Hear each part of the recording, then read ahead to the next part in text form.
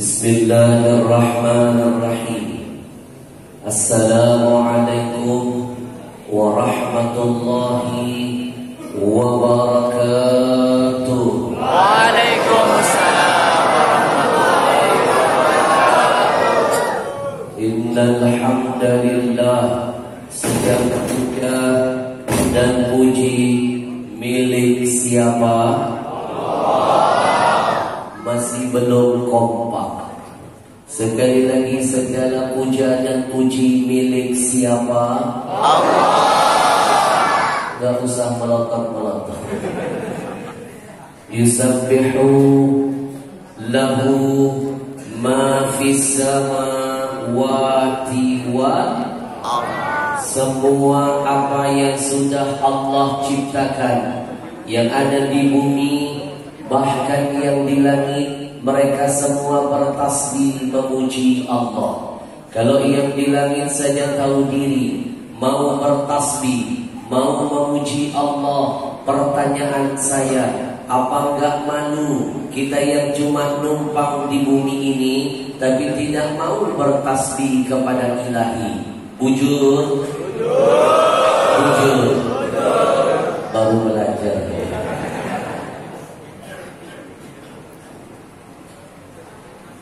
Coba lihat di luar sana, ketika kita mendengar ada suara burung berkicau, ketahuilah sebenarnya burung itu sedang bertasbih memuji Allah. Coba dengarkan ketika telinga ini mendengar suara angin berhembus, hakikatnya angin pun sedang bertasbih memuji Allah. Bahkan ketika mata ini melihat ada pohon daunnya bergerak, sebenarnya pohon itu pun daun-daunnya sedang bertasbih memuji Allah. Kalau mereka saja tahu diri masih mau memuji Allah Tuhannya, apa enggak malu kita manusia, makhluk yang katanya lebih sempurna dari makhluk lainnya, tapi malas betul bertasbih kepada Allah. Bujur? Untuk yang kesekian kalinya, saya tidak akan pernah bosan-bosan melatih diri saya yang hina ini dan mengajarkan kepada semua para jamaah untuk senantiasa bertasbih memuji Allah. Apalagi saat ini kita sedang berada di zaman-zaman perang virus. Di masa corona sudah seharusnya lebih banyak ingat Allah. Vaksin yang paling dahsyat itu bukan Moderna, bukan Pfizer, bukan Astra, bukan Sinovac, bukan Nusantara, tapi vaksin yang paling hebat itu vaksin jiwamu dengan zikir kepada Allah Tuhan. Takbir Allah. Saya punya teman 2 kali disuntik vaksin masih tidak menemukan ketenangan jiwa. Mau keluar takut, mau ketemu orang takut. Ketahuilah ketenangan itu harta yang tidak ternilaikan. Ternyata solusinya sudah ada dalam Quran. Ingin tenang jiwa raga, harus ingat Allah. Ala bidzikrillah tatma'innul qulub. Imam Asy-Syafi'i pernah menitipkan pesan, lam ara anfa lil waba minat tasbih. Aku tidak melihat, tidak menemukan ada satu kalimat zikir yang kalau dibaca mampu menyelamatkan kita dari berbagai macam wabah apapun juga, termasuk wabah corona. Kalimat zikir itu adalah kalimat tasbih. Kalau saya ajak semua yang hadir di rumah Allah malam ini, kita gentarkan masjid ini dengan bertasbih dulu, mau? 100 orang. Sekali lagi, mana suaranya kalau saya ajak berzikir rame-rame berjamaah, mau? Kayak terpaksa.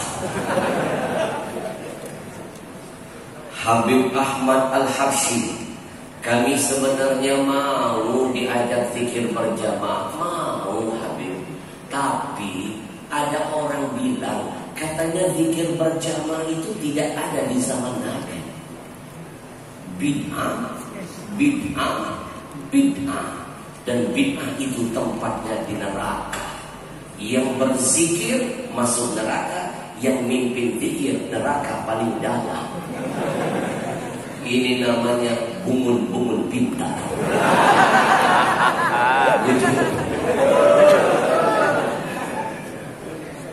Kalau bahasa halusnya walau bajaran. Bujur. Bapak Ibu yang saya muliakan, kalau di depan saya ini ada sekelompok orang yang tidak suka dengan zikir berjamaah, silakan Anda pegang kepercayaan Anda, silakan Anda amalkan ajaran guru Anda. Tapi saya titip pesan, jangan jadi penghalang bagi kami untuk melakukan zikir berjamaah. Takbir! Siapa bilang zikir berjamaah tidak ada di zaman Nabi? Habib, ini yang ngomong S3 Habib, doktor gelarnya, tamatan dari Madinah. Kalau yang ngomong ini betul-betul doktor S3 tamatan Madinah, berarti otaknya SLM. Saya walaupun gak punya gelar, insya Allah gak akan pernah takut debat dengan yang punya gelar. Karena kami para habaib gak pernah mikirin gelar, yang dipikirkan adalah barokah. Imam Hanafi, adakah gelarnya? Imam Maliki, Syafi'i, Hanafi, adakah gelarnya? Rasulullah, adakah gelarnya? Guru-guru kita tidak ada gelarnya, tapi barokah ilmunya luar biasa. Bujur, bujur. Kalau ada yang berani bilang zikir berjamaah tidak pernah ada di zaman Nabi, berarti dia kurang referensi bacaan kitabnya, atau jangan-jangan dia salah memahami dalil. Bapak Ibu, mana mungkin saya mengamalkan sesuatu tanpa berdasarkan dalil yang diajarkan guru-guru kami sebelumnya. Bujur.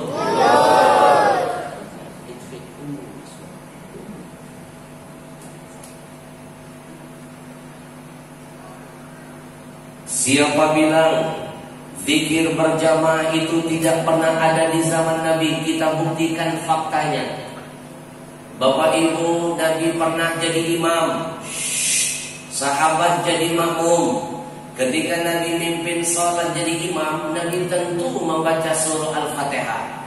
Saya ambil ujungnya saja. Siratal ladzina an'amta 'alaihim ghairil maghdubi 'alaihim waladdallin.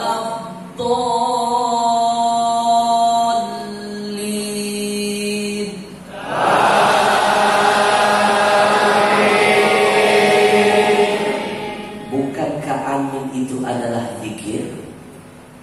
Bukankah dari zaman Nabi amin itu sudah diteriakan berjamaah? Jadi siapa bilang zikir berjamaah tidak ada di zaman Nabi? Bungun pintar.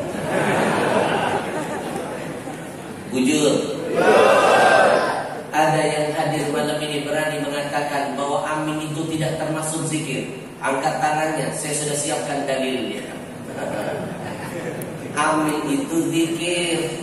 Mana dalilnya? Ad-da'i wal mu'ammin syarikani fil ajab. Orang yang berdoa dan yang mengaminkan dapat pahala yang sama, dapat keberkahan yang sama, dapat kemuliaan yang sama. Mana mungkin kalau dia bukan termasuk zikir, dapat pahala, dapat keberkahan dan dapat kemuliaan. Mana mungkin kalau dia tidak termasuk zikir, kok disandingkan dengan kalimat ad-da'i? Bukankah orang yang berdoa itu dia sedang ingat Allah? Ketika dia ingat Allah berarti dia sedang berzikir. Bujur. Dari zaman dulu zikir sudah pernah berjamaah, brother. Kalau anda tidak suka dengan zikir berjamaah, jangan mengkafirkan kami, jangan membid'ah-bid'ahkan kami. Silakan Anda tidak melakukan itu, tapi jangan sampai Anda menjadi penghalang bagi kami untuk berzikir berjamaah. Bujur. Subhanallah walhamdulillah wa la ilaha illallah wallahu akbar wa la haula wa la quwwata illa billah.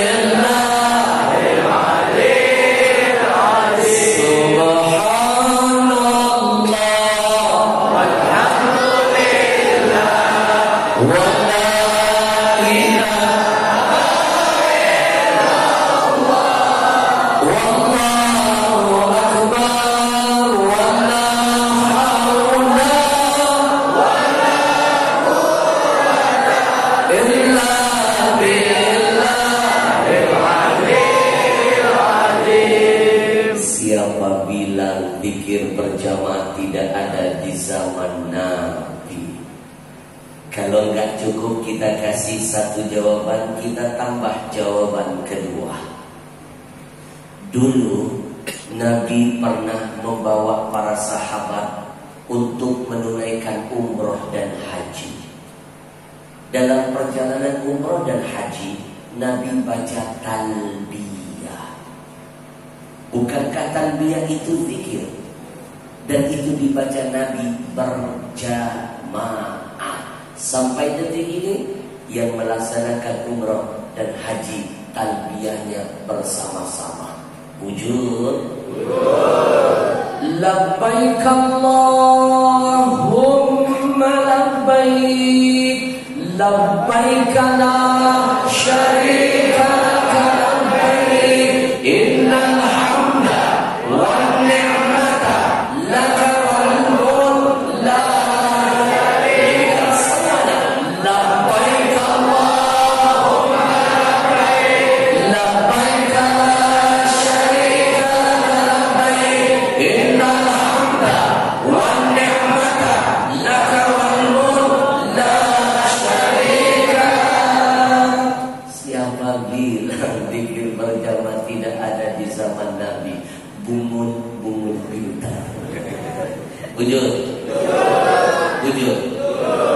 Habib dilawan. Gara-gara corona haji ditunda, umroh ditiadakan. Saya yakin di depan saya ini ada orang-orang yang sudah rindu mendengarkan suara talbiyah diteriakkan. Saya percaya Habib yang hadir di depan saya ada orang-orang yang harusnya pergi haji jadi batal, pergi umroh jadi tertunda. Percayalah, Allah pasti punya rencana lebih indah. Jangan berkecil hati yang gagal pergi haji, jangan bersedih yang tidak jadi berangkat umroh. Malam ini saya kasih oleh-oleh dari Rasulullah. Mau? Kalau yang ngasih oleh-oleh dari manusia mah itu biasa. Ini yang ngasih oleh-oleh Rasulullah untuk kita semuanya. Apa kata Nabi dalam sebuah hadis sahih? Man ghada ilal masjidi, kata Nabi, siapa yang melangkahkan kakinya menuju ke masjid, berarti yang di parkiran gak masuk.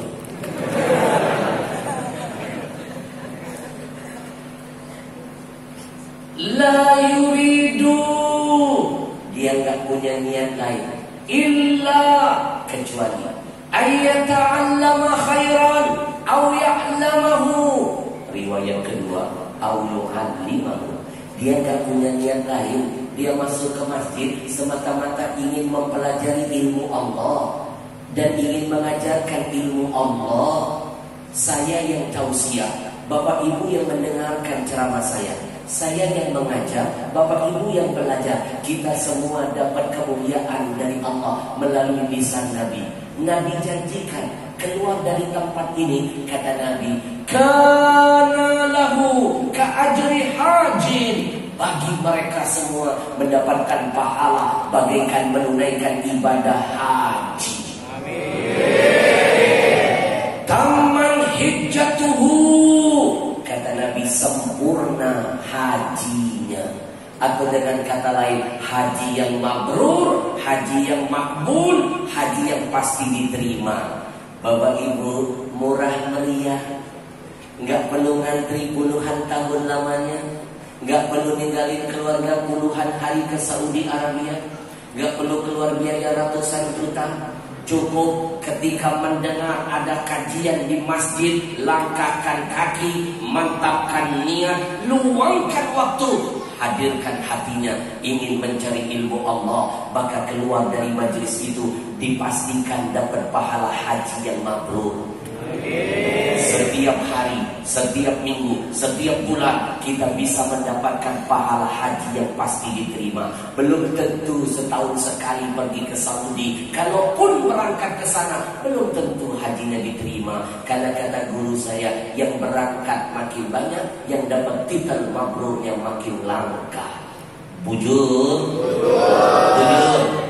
Labbaik Allahumma labbaik, labbaik la syarika labbaik, innal hamda wan ni'mata laka wal mulk la syarika lak. Siapa bilang zikir berjamaah tidak pernah ada di zaman Nabi?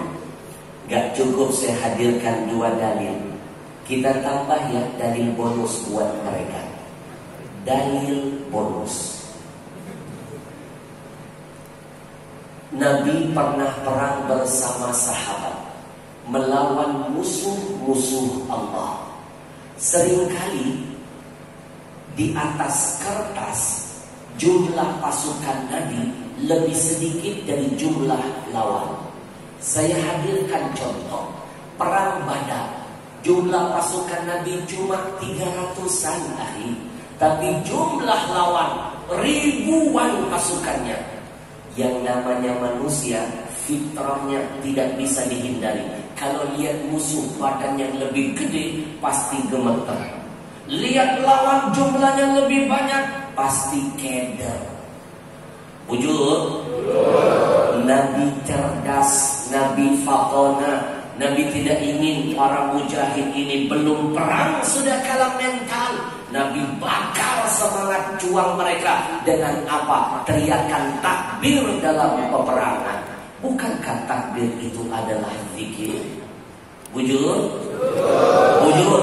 Begitu Nabi teriakan takbir, semua para mujahid menjawab dengan gemuruh takbir yang dahsyat. Lawan yang akhirnya gemetaran, berkah turun. Mereka menganggap bahwa jumlah pasukan Nabi lebih banyak dari mereka. Belum perang, mereka dulu yang kalah mentalnya. Al-barakah ma'al jamaah. Keberkahan akan datang ketika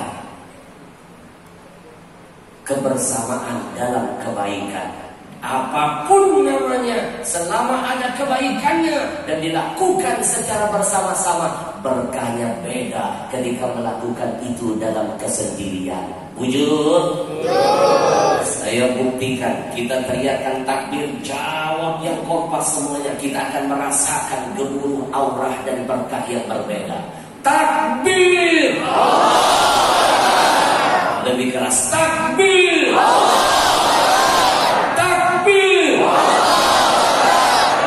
Cukup, nanti polisi curiga. Bukankah takbir itu zikir? Jadi siapa bilang zikir berjamaah tidak ada di zaman Nabi? Siapa bilang?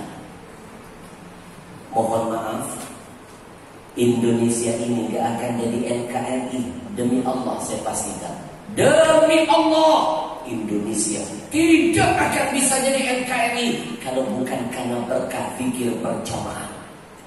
Lihat para habaib, para tuan guru, para kiai, para ulama, para muslim bersama umat melawan Belanda. Zikir berjamaah yang membakar semangat jihad. Kalau sudah ingat Allah, jangankan Belanda, dunia ini kecil di hadapan mereka. Di mata mereka itu yang besar hanya Allah. Mana ada sejarahnya Bang Buruncin bisa menang lawan Meriam. Meriam Belanda, bukan Meriam Belina.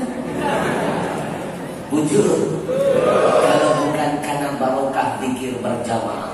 Bujur. Coba lihat rekaman jejak Bung Tomo berteriak takbir dijawab oleh ribuan para pejuang. Ini yang membid'ahkan ini nggak tahu wawasan kebangsaan. Bungul-bungul pintar. Walau berjalan. Ini namanya sudah sesat dan menyesatkan. Betul, sudah sesat, dia menyesatkan dirinya, menyesatkan murid-muridnya. Yang lebih lagi menyesatkan lagi orang yang sudah berada dalam kebenaran, mengkafir-kafirkan orang dan membid'ah-bid'ahkan. Bujur. Kalau bukan karena zikir berjamaah, Indonesia tidak akan mungkin merdeka. Zikir berjamaah itulah saksi bisu yang membuka keberkahan. Allah hadirkan pertolongan. Bang Buruncin bisa menang lawan Meriam Belanda. Takbir. Maka jangan takut apa yang diajarkan oleh para habaib, para guru-guru kita. Itu sudah berdasarkan dalil-dalil yang dibenarkan. Amin ya rabbal alamin. Subhanallah.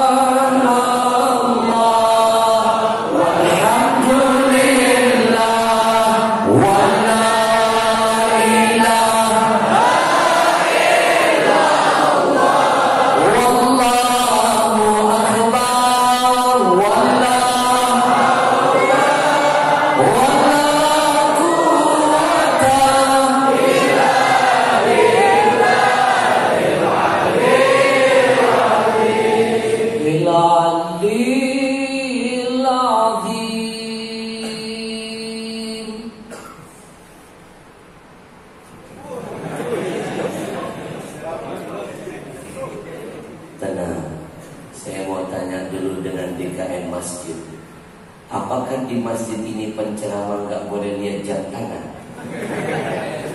Boleh. Masa dia jam tangan saja marah? Ini kan jam ulur, bukan jam pian. Yang suka pakai jam pian itu dukun. Jam pian. Bujur. Kalau ada penceramah baru mulai ceramah suka lihat jam tangan, jangan heran, itu cuma teknik ceramah saja. Sebenarnya dia lagi mikir abis ini mau ngomong apa. Ini mohon maaf, sebenarnya kondisi saya lagi tidak sehat malam ini. Ini ngomong sambil nahan rasa pusing di kepala. Ustadz juga manusia.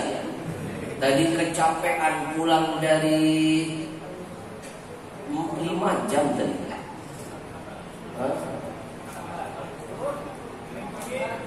Jalannya luar biasa.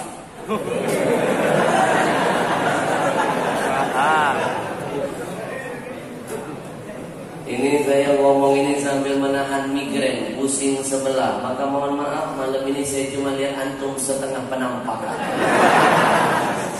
Tapi insya Allah melihat wajah Habib yang bercahaya, Allah hadirkan kekuatan. Melihat wajah guru-guru kita yang soleh, insya Allah. Mohon izin dan ridho Habib tidak mengurangi rasa takdim kepada antum semuanya. Saya memilih duduk di kursi karena saya punya kelemahan. Sejak tahun 2016 saya pernah mengalami kecelakaan yang sangat dahsyat. Pulang tabligh akbar dari kota Medan. Mobil yang saya tumpangi milik panitia hilang kendali, berputar-putar, terbang, nabrak rumah baru yang masih kosong, hancur rumahnya. Untung tidak ada pemiliknya. Rumah hancur masih bisa dibangun, nyawa melayang belum tentu bisa digantikan. Asisten saya Habib Alwi Al-Idrus lukanya lebih parah dari saya. Luka dalam, hancur tulang lehernya, remuk tulang rusuknya.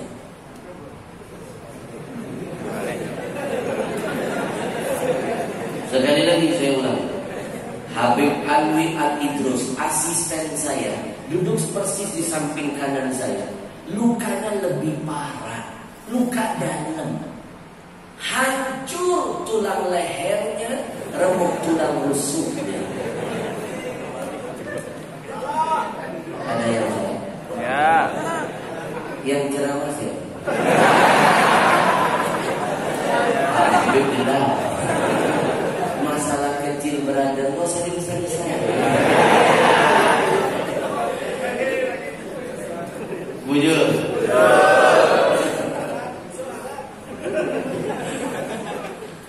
Saya cuma luka luar Habib, pecah kepala bermandikan darah, plus saya kena saraf sebelah kiri. Saya dilarikan warga ke rumah sakit. Dilarikan warga. Lari.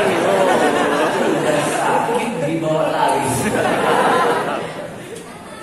Belum nyampe saya di rumah sakit, fitnah mampir kepada saya.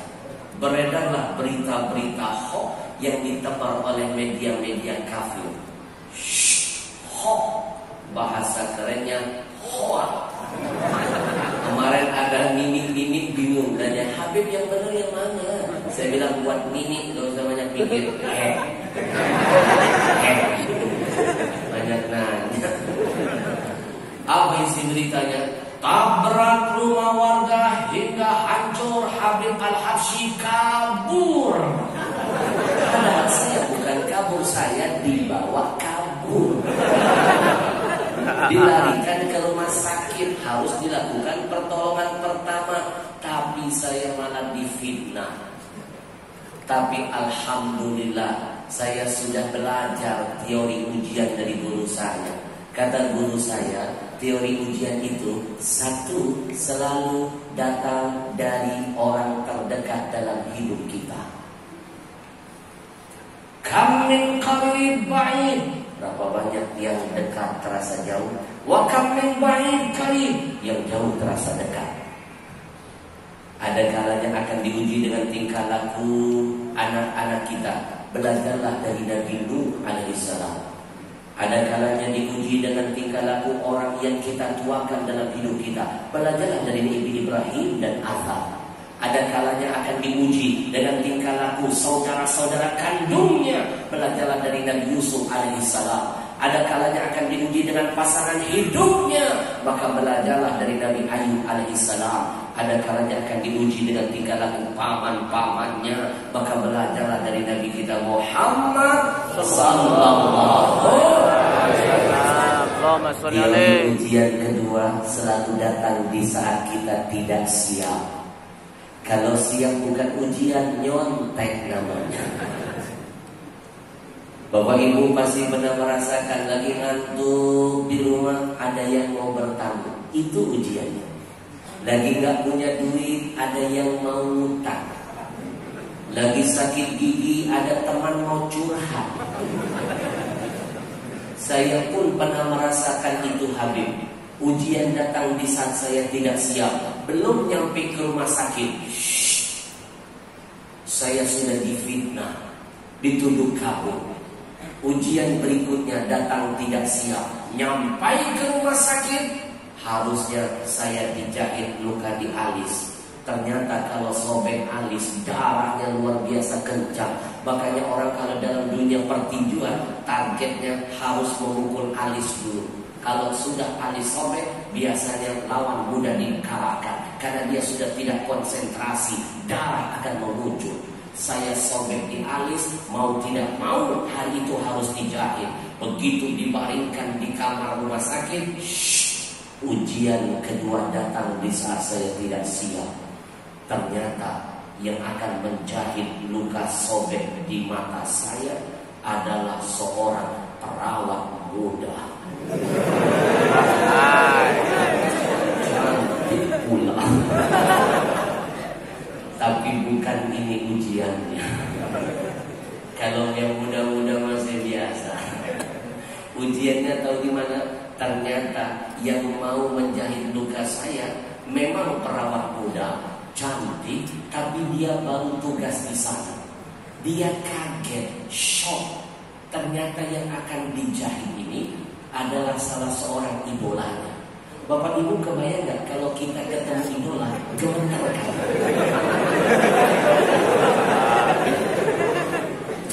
Kebayang nggak dia pegang jarum, mau jahit luka dekat mata, gayanya sambil begini, Habib kita jahit ya. Nonton nih orang. Bujur. Boro-boro jahitannya kelar, yang ada mata kecolok. Dia bilang jangan diteruskan. Lebih baik keluarkan saya dari rumah sakit ini, hantarkan saya ke bandara terdekat, terbangkan sekarang juga saya ke Jakarta. Saya memilih dirawat di rumah sakit terbesar di Jakarta. Akhirnya dikeluarkanlah dari rumah sakit. Sambil menunggu ambulannya terlambat, saya ditaruh di tengah-tengah rumah sakit itu. Ternyata di situ ujian berikutnya datang di saat tidak siap. Ada emak-emak mengenali saya. Dia bikin gaduh, teriak-teriak. Habib Al-Habsyi kecelakaan! Oi, Habib kecelakaan! Oi, kemari, Habib kecelakaan! Rumah sakit diserbu emak-emak. Bukannya dia ngedoain saya, bukannya mereka ngebantuin saya. Saya lagi nangis, nahan sakit, disuruh diajak selfie. Selfie dulu dong, Habib. Yang bisa senyum dicubit senyum doang. Ya Allah, ujian datang di saat tidak siap. Bujur. Makanya mohon maaf Habib, saya setelah kecelakaan itu 1 tahun pakai kursi roda, 1 tahun saya pakai tongkat. Makanya saya nggak bisa lagi kalau hadir acara mengikuti rangkaian dari awal, karena saya nggak bisa lagi duduk lesehan. Lebih dari berapa puluh menit duduk terasa seperti ada 1000 jarum menusuk. Makanya saya selalu mohon izin, mohon maaf, tidak mengurangi rasa cinta buat antum. Setiap kali hadir acara saya selalu memilih detik-detik ketika saya akan tampil, dan selalu izin duduk di kursi, kadang nggak bisa lagi lesehan. Tidak mengurangi rasa maaf, mohon rasa hormat, mohon maafkan saya. Mungkin duduknya lebih tinggi dari antum semuanya, tapi bukan karena apa-apa, tapi karena memang kondisi dan keadaan saja. Alhamdulillah. Biasanya saya dulu sebelum kena ujian ini, saya ceramahnya nggak pernah duduk, senangnya berdiri. Kadang-kadang jalan-jalan ke kanan, kadang-kadang ke kiri, kadang-kadang pernah saya langsung pulang.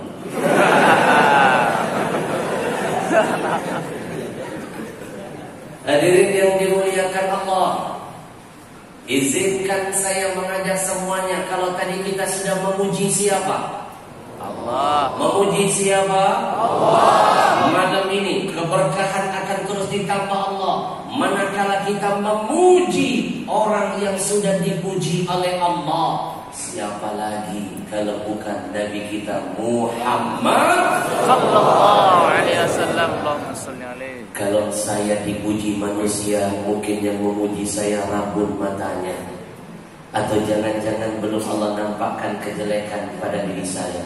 Tapi percayalah, yang memuji Rasulmu adalah Allah yang maha engkau puja. Yang memuliakan Nabimu adalah Allah yang maha mulia. Yang berselawat untuk Nabimu adalah Allah yang maha segala-galanya. Mana buktinya kalau Allah saja memuji Nabi? Maka kebangetan kalau ada yang mengaku cinta kepada Nabi, umat Nabi, tapi nggak pernah mau memuji Nabi.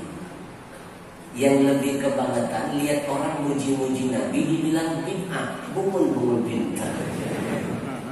Lihat orang baca maulid bid'ah, padahal dia nggak paham isi maulid itu semua pujian untuk Nabi Muhammad. Wujud. Lebih baik kita muji Nabi daripada memuji makhluk-makhluk lainnya. Allah saja memuji Nabi. Mana buktinya? Simak ayat yang satu dulu.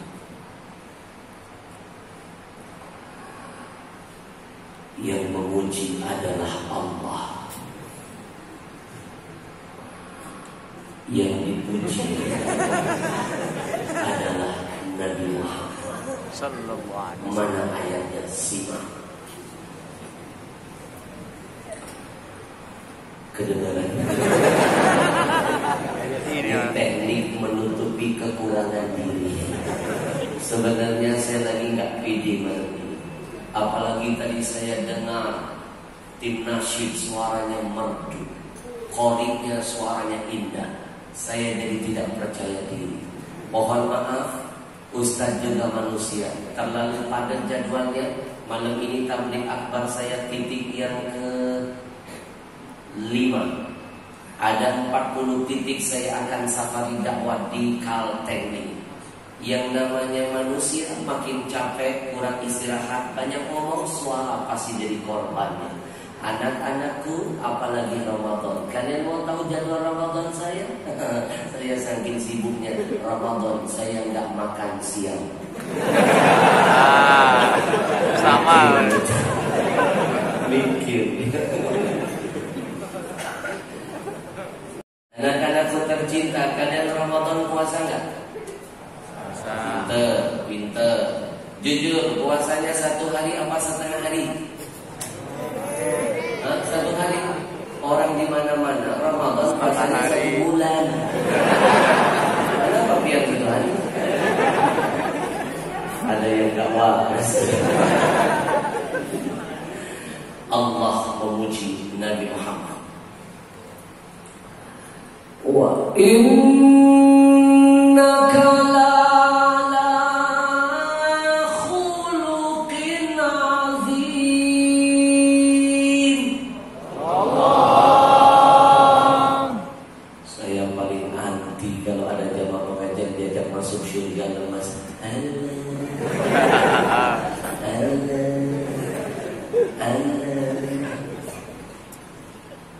Habib Ahmad Al-Habsyi. Bukannya kami tidak mau teriak Allah, Allah. Soalnya kami mendengar ada mazhab di luar sana mengatakan, apa sih zikir Allah, Allah? Allah apa?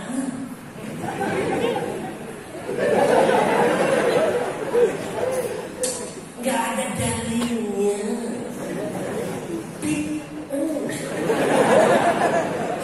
Harus disempurnakan dong. Allah Karim atau Allah Rahman, Allah Rahim. Enggak pernah ada ajarannya Allah, Allah. Ini zikir apa? Tidak sempurna. Walau baca.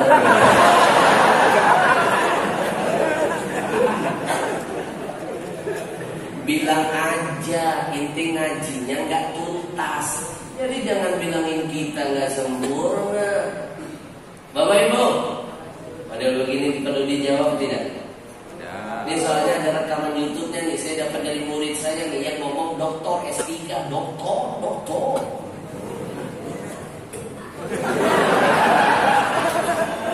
La haula wala. Seorang doktor S3 berani mengatakan bahwa orang yang menyebut zikir Allah, Allah itu nggak ada sempurnanya, nggak ada manfaatnya. Zikirnya nggak ada artinya. Allah apa? Allah apa?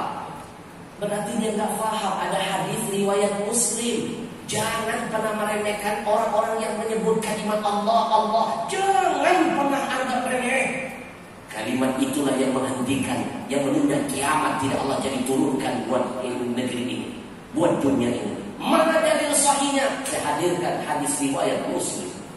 Habib bilang, la taqumus sa'ah hatta la yuqalu lahu fil ard Allah, Allah, Allah. Allah tidak akan jadi menghadirkan kiamat selama di muka bumi ini masih ada orang yang menyebut kalimat Allah, Allah, Allah. Kalau sudah tidak ada lagi yang mau menyebut kalimat Allah, maka kiamat akan Allah hadirkan. Jadi jangan anggap remeh. Kalimat Allah itu bisa menjadi penahan, penunda kiamat Allah hadirkan. Bujur. Bukankah dalam Quran Allah menyuruh biar doa hajatmu diterima. Walillahil asmaul husna fad'uhu biha. Betul? Betul. Nama-nama Allah itu ada berapa?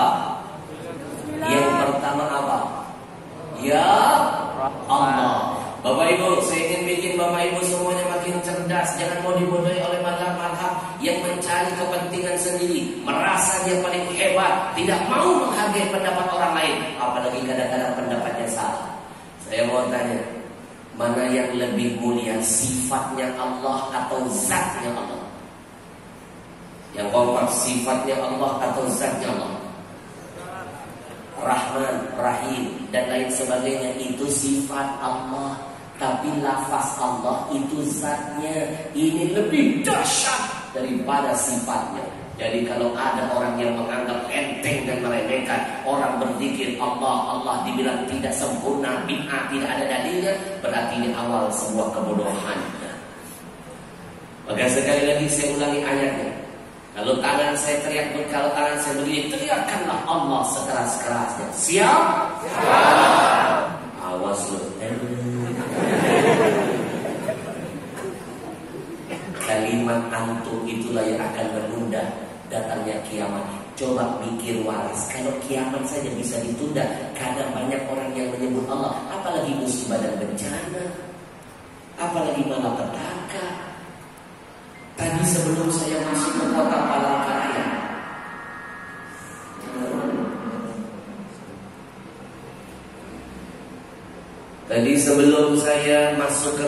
Palangkaraya, Habib, saya tabligh akbar di satu kampung. Tadi malam saya selesai, saya nginep di tempat rumah warga. Paginya, begitu saya mau menuju ke lokasi berikutnya, nampak di depan mata saya ada sisa-sisa peninggalan Nabi Allah Nuh. Banjir.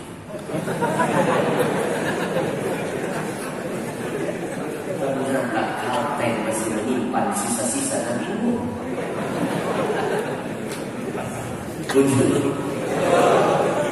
Kalau ingin banjir segera dihilangkan Allah, bencana musibah apapun ditunda turun buat Kalteng, kata kuncinya sebutlah Allah sebanyak mungkin, sesemangat mungkin. Karena kalimat itu jangankan musibah dan bencana, kiamat pun bisa tertunda.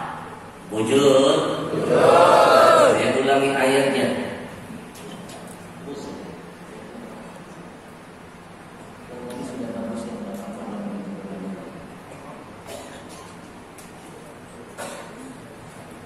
Mohon maaf yang pertama sudah bagus suaranya, jangan ditidur Bapak. Atau saya yang di sana atau begini.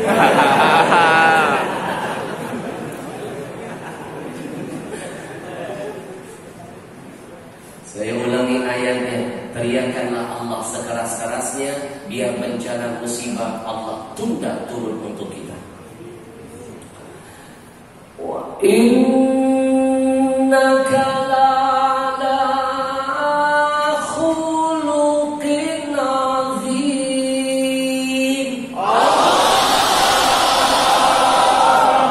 Beda enggak auranya dengan yang tadi? Lebih keras lagi, lebih semangat lagi, biar yang membina-binakan kebakaran jenggot. Musibah ditunda ke kita, diturunkan ke mereka. Lebih keras, lebih kencang. Biarkan mereka bilang kita gila malam ini. Biarkan. Asalkan gila kita karena ingat Allah, daripada gila karena ingat urusan yang tidak ada manfaatnya. Wa innaka la'ala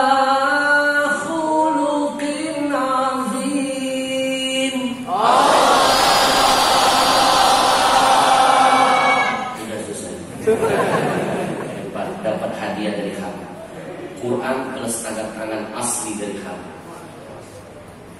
Nih bocah malu harus ini. Saya kagum lihat semangatnya. Lebih demen saya lihat anak begini tergila-gila teriak nama Allah daripada anak muda yang di luar sana tergila-gila teriakin BTS.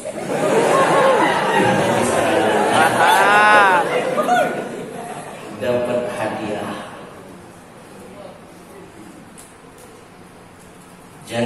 pernah menganggap remeh lafaz Allah itu bisa menunda datangnya kiamat. Allahu Allah, Allahu Allah, Allahu Allah, la ilaha illallah, Allah.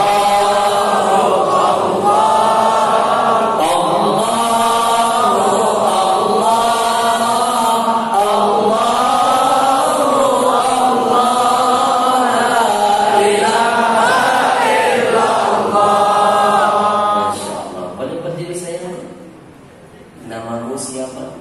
Habibi.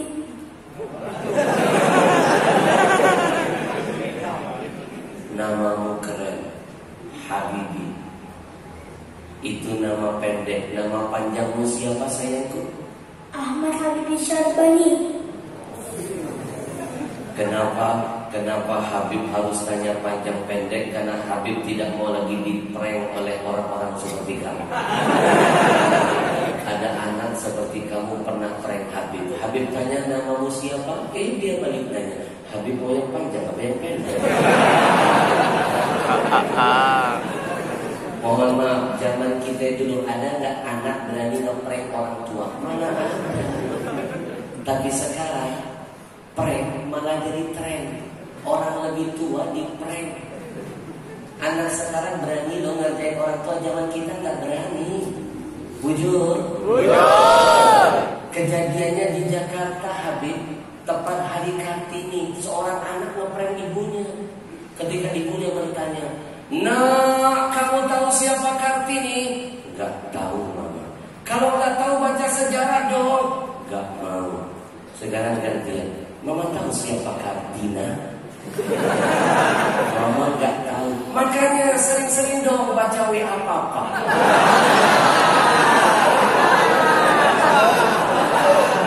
Zaman dulu mana ada yang berani begitu. Habibi sayang, kamu nanti kalau besar mau jadi apa sayang? Subhanallah. Mau jadi apa sayangku? Subhanallah.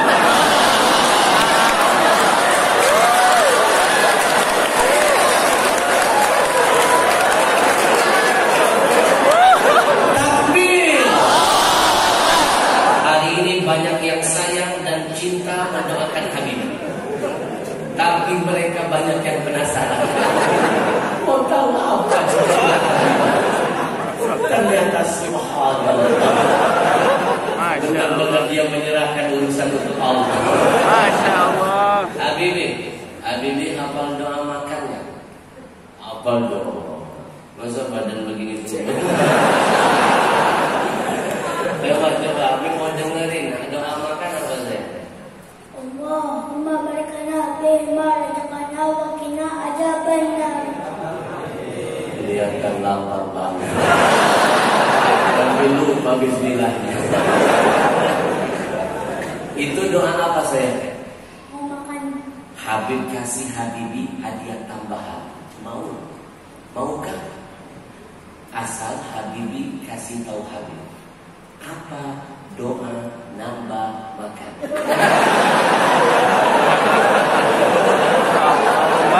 Belum hampir lagi. Belum. Berarti sekarang nambah nggak baca doa. Habibi malam ini jadi bintang, bikin Habib terkesan. Mudah-mudahan Habibi jadi anak yang saleh. Hari ini Habib kasih Quran ke Habibi. Mungkin 5 tahun ke depan Habib lihat Habibi di TV sudah mewakili Indonesia ikut lomba 30 juz hafalan. Hari ini Habibi duduk di depan Habib mendengarkan Habib bertausiah. Mungkin 10 tahun yang akan datang Habib yang akan duduk menjadi pendengar Habib. Maaf, kita tidak tahu nasib seseorang. Betul? Dan mohon ridho Habib, mohon ampun. Saya jelek-jelek begini, saya punya indera ketujuh. Lebih hebat dari indera Bekti. Dari awal saya melihat Habibi ada getaran di hati. Tiba-tiba dia diberikan Allah kelebihan teriak takbir paling kencang, tangan saya bergetar, disuruh oleh Allah memilih Habib. Seperti ada chemistry. Tidak usah protes. Aja. Orang namanya baru belajar. Habibi, boleh nggak saya melihat menerokok? Ini jarang meleset. Suara hati saya jarang meleset. Siapapun yang saya suruh panggil ke depan, maju, biasanya ada sesuatu akan terjadi pada anak ini. Semua jadi saksi ya. Kamera terus merekam. Ini bakal viral.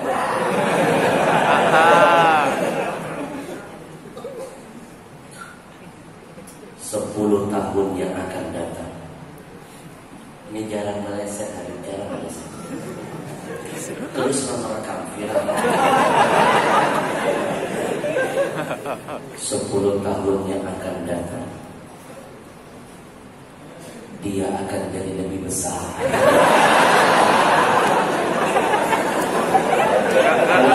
Besar-besar ada masalah. Mudah-mudahan Allah besarkan semangatmu, Allah besarkan cita-citamu, Allah besarkan cita-citamu, Allah besarkan ilmu. Takbir!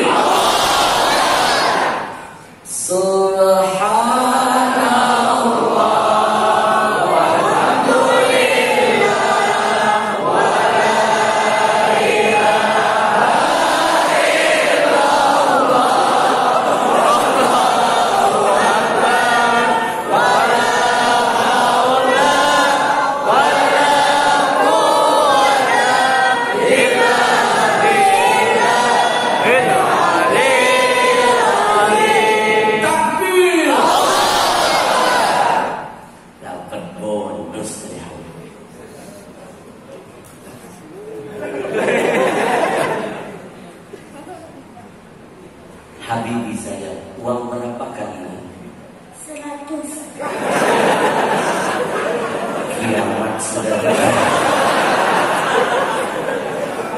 Anak bocah tahu uang 100.000. Dulu zaman saya masih kecil, saya nggak tahu uang 100.000. Waktu saya masih bayi, saya nggak tahu. 100.000. Ini nanti sebentar lagi akan pindah ke tangan Habibi. Habibi beli buku, beli pena, pakai untuk belajar. Habibi dapat ilmu, Habib terus menerus dapat panen pahala. Oke.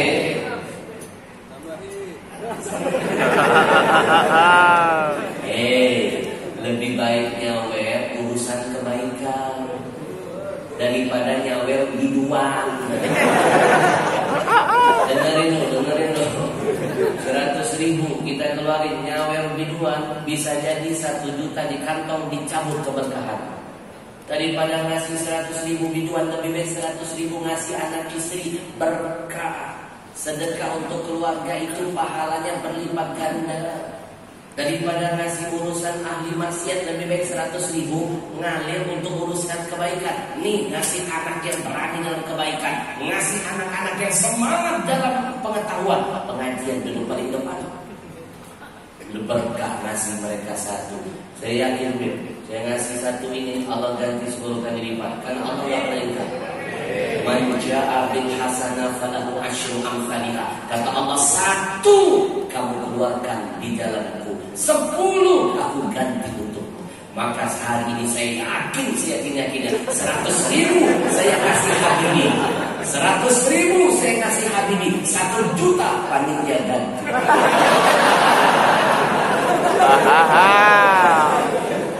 Yakin ya? Mohon maaf, jangan dianggap bercanda. 100.000.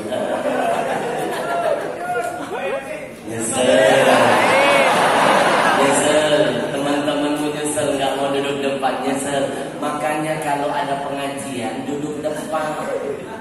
Berkah, ini salah satu berkah kalau selalu menduduki tempat yang terdepan. Ini mulai meragukan saya. Habibi beli pena, beli buku, pakai untuk belajar. Kamu dapat ilmu, Habib dapat pahala. Oke? Baik. Kantongi uangnya. Sepertinya temanmu sudah mulai terlibat. Senang.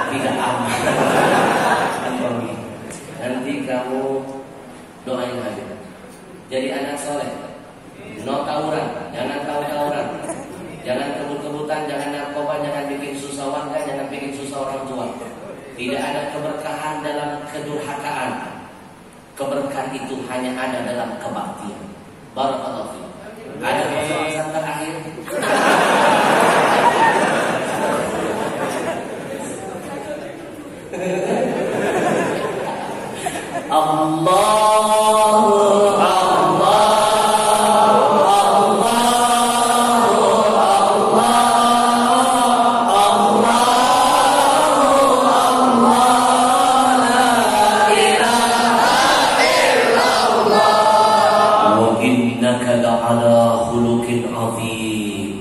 Kata Allah, wahai Muhammad, engkau itu betul-betul berada pada level akhlak yang tertinggi. Yang memuji Rasul adalah yang maha dipuja. Yang dipuji oleh yang maha dipuja adalah Rasul kita. Kalau Allah saja memuji Nabi, maka sudah selayaknya tiada hari tanpa memuji Rasulullah Sallallahu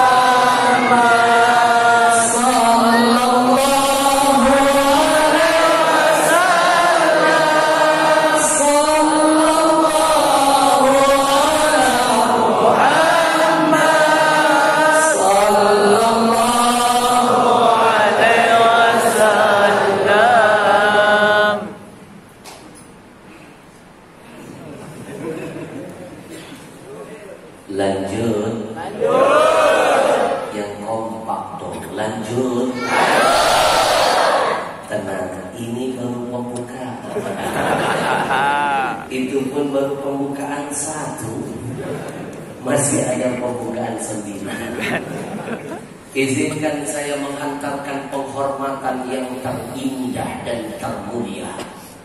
Untuk siapa? Untuk semua para habaibuna wa ahibatinal kiram, para habaib, para tuan guru, para muallim, para kiai, para ustaz, para ustazah yang malam ini hadir di tengah-tengah kita. Saya titipkan pesan untuk semuanya. Mau siapapun pejabat duduk di dalam majlis taklim kita, jangan dimuliakan dulu namanya sebelum kita memuliakan para ulama. Karena ulama itu lebih mulia daripada 1000 ahli ibadah. 1000 ahli ibadah saja kalah dengan seorang ulama, apalagi cuma 1000 pejabat. Bujur? Kalau presiden wafat hari ini, besok rebutan orang jadi penggantinya. Tapi kalau ulama hari ini wafat, 10 tahun, 20 tahun, 30 tahun yang akan datang, belum tentu ada yang bisa menggantikannya. Bujur? Setelah corona datang di Indonesia, lebih dari 1000 ulama-ulama ternama meninggalkan kita. Lebih dari 1000 ulama. Itu yang terdata, apalagi yang tidak terdata. Yang terakhir saya kehilangan sahabat saya Syekh Ali Jabir. Padahal ketika saya kena corona 1 tahun sebelum beliaulah sahabat saya yang pertama yang nekat berani mengunjungi saya. Tanpa diduga 1 tahun berikutnya beliau yang terkena dan meninggalkan saya. Saya alumni corona, lulusan tahun kemarin. Bulan Agustus saya kena corona. Makanya Agustus kemarin saya bikin haul corona. Tapi setelah saya kena corona, saya dapat ilmu tambahan dari Allah. Dan dari ilmu itu akan saya hadirkan sebuah buku. Mohon doanya, bukunya sebentar lagi akan launching. Judul bukunya Menggelitik. Nyengir tapi ngajak mikir. Ketawa sufi antara COVID dan stupid. Ada kestupidan dalam kekofidan. Di bukunya akan dikupas tuntas setajam sihir. Ternyata gara-gara corona banyak orang di antara kita jadi stupid, bungul pintar. Saya bocorkan sedikit saja. Kalau saya kasih tahu semuanya nggak beli buku nanti. Nanti kalau launching bukunya boleh nggak main lagi ke masjid ini? Boleh. Bedah bukunya boleh. Gara-gara corona banyak orang sibuk mikirin imun tapi lupa mikirin iman. Stupid. Gara-gara corona orang lebih percaya hand sanitizer daripada dahsyatnya wudu yang dipesankan Nabi-Nya. Stupid. Gara-gara corona ngadep Tuhan 5 menit pakai jarak. Giliran ngadep orang selfie nggak pakai jarak. Stupid. Naik pesawat nggak pakai jarak 2 jam. Ngadep Tuhan pakai jarak 5 menit. Stupid. Bujur? Nanti dikupas di sana semuanya. Beli yang bukunya. Beb, gara-gara corona ribuan ulama kita meninggal dunia. Kita hantarkan dulu yuk sebagai tanda terima kasih kita atas semua perjuangan guru-guru kita. Kita hantarkan surah Al-Fatihah kepada semua para ulama-ulama kita. Mudah-mudahan Allah ampuni dosanya, dibalas kebaikannya, dilipat gandakan kemuliaannya, diluaskan kuburnya, dijadikan kuburnya menjadi raudhah min riyadil jinan.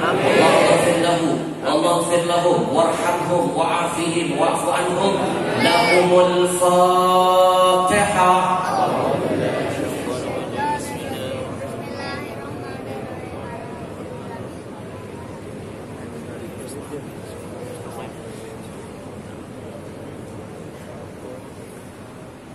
Habib Ahmad Al-Habsyi. Apakah sampai Al-Fatihah yang tadi kita hadiahkan? Sampai, Pak, sampai. Soalnya kami dengar di luar sana ada yang bilang wa an laisa lil insani illa ma sa'a. Seseorang itu tidak akan mendapatkan apapun kecuali apa yang sudah dia lakukan. Mana bisa kita mengirim-irim kebaikan? Bid'ah.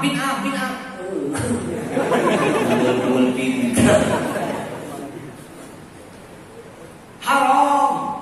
Tidak ada manfaatnya. Bapak Ibu, kalau seandainya kita yang hidup ini tidak bisa memberikan kebaikan buat yang mati, pertanyaan pertama saya, buat apa sholat jenazah? Bukankah sholat jenazah itu doa yang diucapkan dari yang hidup buat yang mati? Kalau nggak ada manfaatnya buat yang mati, buat apa? Bujur. Selama yang wafat itu membawa iman dan Islam, itu pasti ada manfaat. Kalau seandainya yang sudah mati tidak bisa mendapatkan kebaikan apapun dari yang hidup, pertanyaan saya kedua, buat apa Nabi membedakan salam orang hidup beda dengan salam orang mati? Bukankah salam itu doa? Itu Nabi ajarkan lewat istrinya yang bernama Aisyah. Apa kata Nabi? Kalau lewat kuburan ada doanya. Apa doa salamnya sayangku? Assalamualaikum ya ahlad diyar minal muslimin wal mu'minin antumul muqaddimuna wa ana insyaallah bikum lalahiqun. Bujur. Bukankah salam itu doa? Kalau enggak nyampe buat apa? Buat apa? Bojangankan salam. Bunyi telapak sendal kita mayit masih bisa ngedengerin. La yasma' qur'ani alihi. Ketika mayit dikuburkan, ditutup dengan tanah, Satu persatu pengantarnya pulang, Nabi yang bercerita, si mayit masih bisa mendengar bunyi telapak sendal orang yang sudah mengantarkannya. Kalau bunyi telapak sendalnya saja dia bisa dengar, apalagi talqinnya, tahlilnya, yasinnya, doanya, dan lain sebagainya. Wujud. Bahkan di riwayat yang lain disebutkan, kalau seandainya kita melewati satu kuburan, kata Nabi, kita kenal semua orang yang dimakamkan di sana. Kita tahu riwayat hidupnya, kita kenal semasa dia hidupnya. Lalu kita memberikan salam, ketahuilah kata Nabi, mereka membalas salam dari kita. Tapi bersyukurlah kita gak bisa dengar balasan salam dari mereka.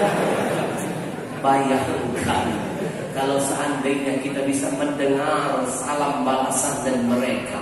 Jam 12 malam kita lewat kuburan dengan gagah kita berkata, Assalamualaikum ya ahlan kubur. Mereka berjamaah, Waalaikumsalam.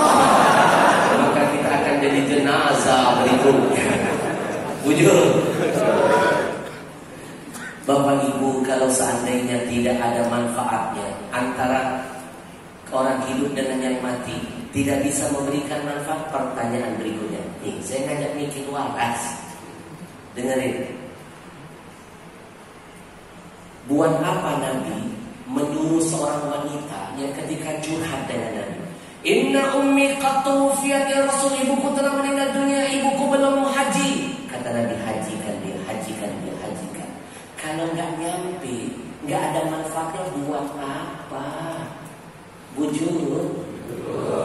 Masih nggak cukup saya ajarkan dalil ini, kita tambah dalil yang lain. Kalau seandainya orang yang mati itu tidak bisa mendapatkan manfaat kebaikan dari siapapun yang masih hidup, pertanyaannya, buat apa ada kisah yang satu ini? Nabi satu hari akan diminta menyolatkan jenazah seseorang. Nabi nggak pernah mau langsung angkat takbir menyolatkan. Nabi selalu bertanya dulu, siapakah jenazah ini? Di antara pertanyaan yang Nabi lontarkan, Nabi tanya, fahal alaihi dainun. Apakah si mayit ini punya hutang? Fahal alaihi dainun. Apakah si mayit ini punya hutang? Sahabat ada yang menjawab, ya Rasul, betul dia ada hutang. Mendengar itu, Nabi mundur. Nabi nggak mau nyolati dia. Nabi katakan, salli ala sahibikum. Kalian sajalah yang menyolati teman kalian. Saya tidak bersedia menyolati orang yang punya hutang. Melihat kejadian ini, sahabat Nabi yang bernama Abu Qatadah kesian lihat temannya nggak disolati Nabi. Dia angkat tangan, dia menawarkan kebaikan buat temannya yang sudah jadi jenazah. Apa kata Abu Qatadah? Ya Rasulullah, alayya dainuhu. Biarkan aku yang menanggung hutangnya, aku yang akan membayarnya, aku yang akan menebusnya. Padahal belum dibayar, baru ngomong Qatadah kebaikannya, membuat Nabi mundur melangkah lagi ke belakang. Nabi langsung angkat takbir dan menyolatkan jenazah itu. Kalau nggak nyampe, ngapain Nabi mundur lagi? Padahal belum dia bayar, baru ngomong. Mujur. Maka jangan main-main perkara hutang, wahai saudaraku. Silakan buka Al-Quran. Ayat terpanjang pertama membahas tentang hutang. Ayat terpanjang kedua dalam Quran tentang warisan. Ini menunjukkan seolah-olah Quran ingin berpesan, hati-hati yang banyak hutang, hati-hati urusannya panjang di dunia, panjang nanti di akhirat. Saya pernah mengusulkan, siapapun presiden Indonesia ke depan, harusnya ketika dilantik jangan cuma disumpah pakai Quran kalau muslim, tapi bacakan hadis ini di kupingnya. Yang sering utang, sholatnya jangan, jenazahnya jangan disolatkan. Setuju tak? Setuju tak? Jadi kalau para pemimpin diajarin cerita model begini, Nabi saja nggak mau nyolatin. Saya yakin nggak ada pemimpin di negeri ini yang dikit-dikit utang. Yang utang mereka yang bayar kita. Ujung harusnya dibayar tentang utang dibacakan ke telinga para pemimpin negeri, siapapun presidennya ke depan. Bujur. Jadi anak-anakku, percayalah, orang yang hidup dan mati bisa memberikan kebaikan. Yang hidup bisa memberikan kebaikan buat yang mati. Sampai di sini paham? Sengaja saya bahas ini karena saya tidak ridho Bapak Ibu dibodohi oleh aliran-aliran di luar sana yang seolah-olah dia paling pintar, paling hebat, seperti kunci surga sudah di tangan mereka. Itulah orang-orang yang punya akal, punya hati. Akal sering mengeluarkan pendapat, hatinya nggak mau menerima pendapat orang lain. Kami diajarkan guru kami, gunakan akalmu memberikan pendapat kepada saudaramu, pakai hatimu terima pendapat orang lain. Itu namanya manusia yang benar-benar manusia. Takbir!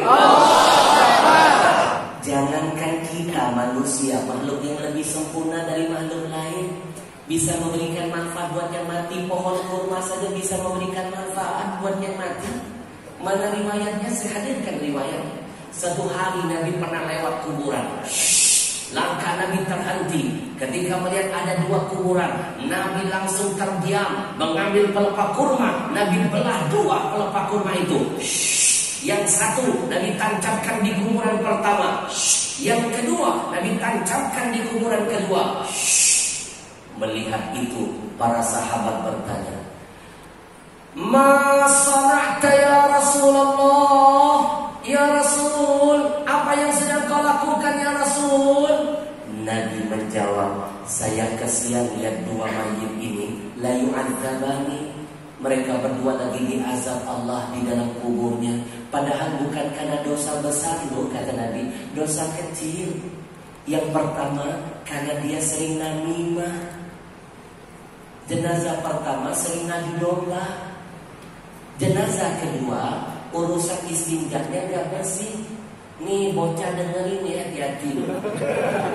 Main ngeluarin senjata, kencing sembarangan, nanti diazab dalam kubur.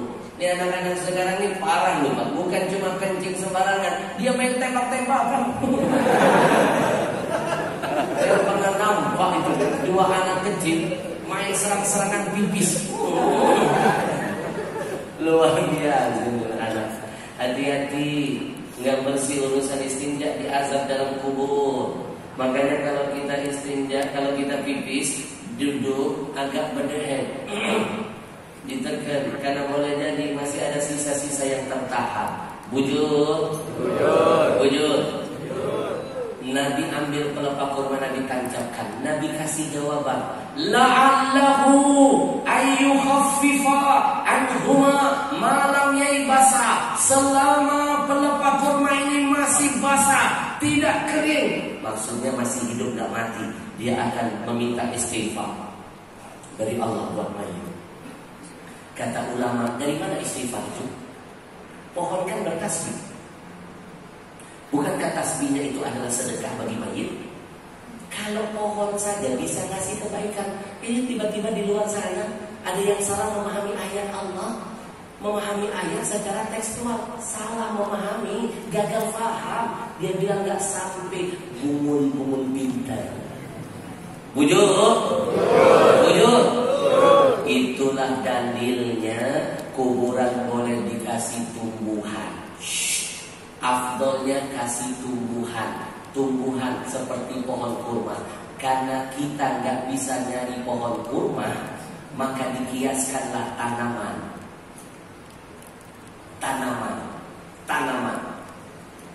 Habib, mana kitabnya? Buka kitab I'anatul Talibin.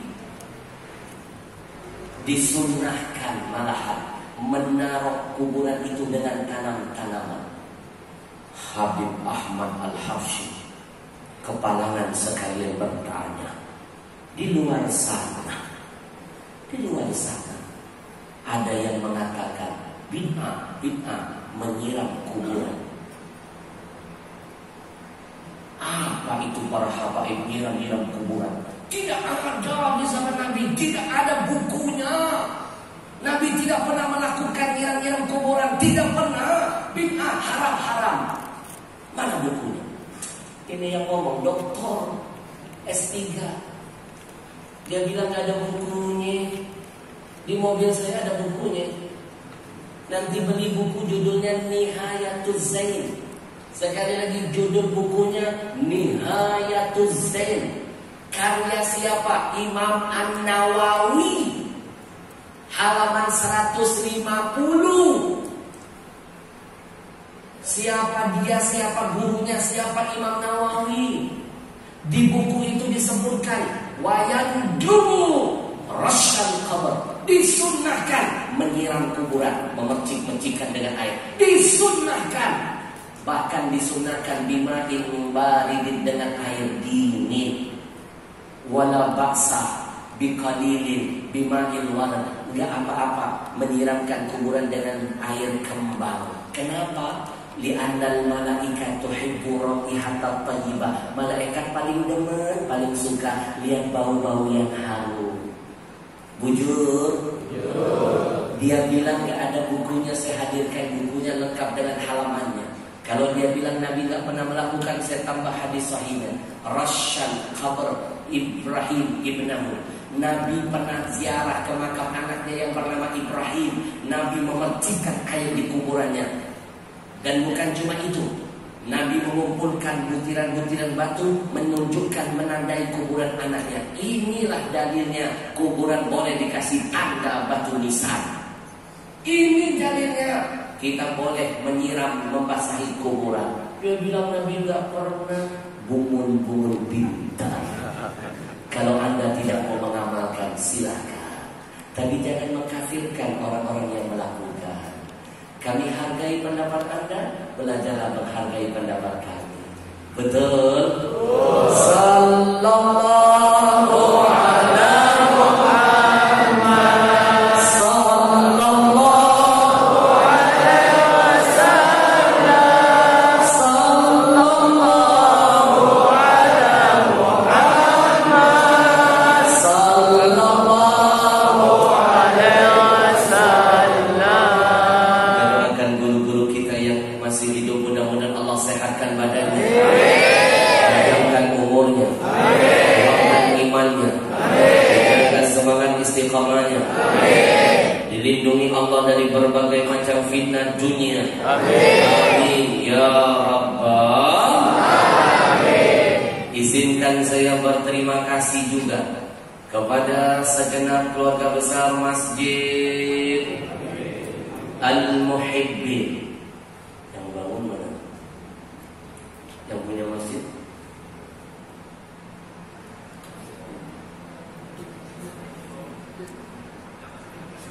Oh, yang mana? Masya Allah. Oh, kita doakan mudah-mudahan keluarga besar dari sahibul masjid Haji Majidi dan segenap keluarga besarnya, mudah-mudahan Allah berkahi rumah tangganya, berkahi anak cucunya, berkahi usahanya, menjadikan anaknya menjadi saleh dan salehah, diwafatkan semua keluarganya husnul khatimah, dan keluarganya yang sudah wafat mudah-mudahan ini masjid menjadi rahmat berkah bagi mereka di alam kuburnya. Amin ya Rabbal alamin.